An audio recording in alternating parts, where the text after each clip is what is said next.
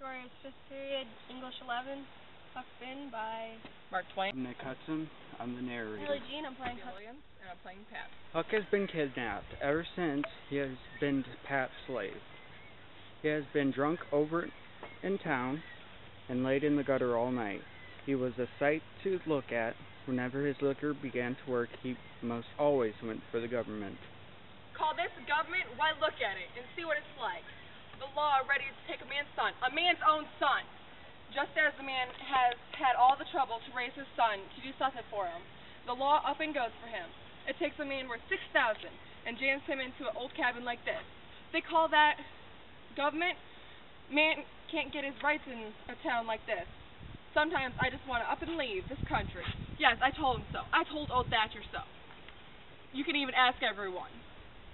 Lots of them heard me. Look at my hat. If you call it a hat, the lid raises and the rest goes down. Pat was going on. He never noticed where his old limber legs was taken. So he went head over heels over the tub of salt pork and barked both shins in the rest of his speech, all over the hottest kind of language. Mostly hove at the slave and the government, though he gave the tube some too. All along here and there, after supper, Pat took the jug and said he had enough whiskey for 2 drunks. He laid over by the corner. By and by he raised up a part way and listened to his head to one side. Tramp, tramp, tramp. That's the dead. Tramp, tramp, tramp. They're coming for me. I won't go. Oh, there, here. Don't touch me. Don't. Hands off. They're cold. Oh, let a poor devil alone. Then he went down on all fours, called off begging him to let him alone, and he rolled himself in his blanket and walled in under the old pine table, still a-begging, and then he went to cry. I heard him through the blanket. By and by he rolled out, jumped to his feet, looking wild, and he seized me and went for me.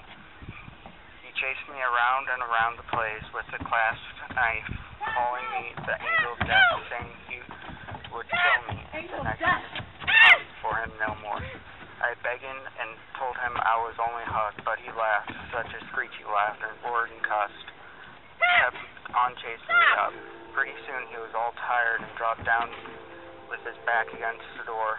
He said he would rest a minute, then kill me. He put his knife under him and said he would sleep and get strong, and then he would see who was who. So he dozed off. Pretty soon I got up easy as I could, not to make any noise, and got the gun. I slipped the ramrod down into the gun to make sure it was loaded. Then I laid it across the turnip barrel, pointing towards Pop, and set it down behind it, wait for him to stir. Get up! What you about? I opened my eyes, looked around, turning to make out where I was. Pap was standing over me, looking sour and sick, too. What are you doing with this gun? Someone tried to get in and I was waiting for him. Why didn't you rouse me? I tried, I really did, but I couldn't budge you. Don't stay in here palavering all day.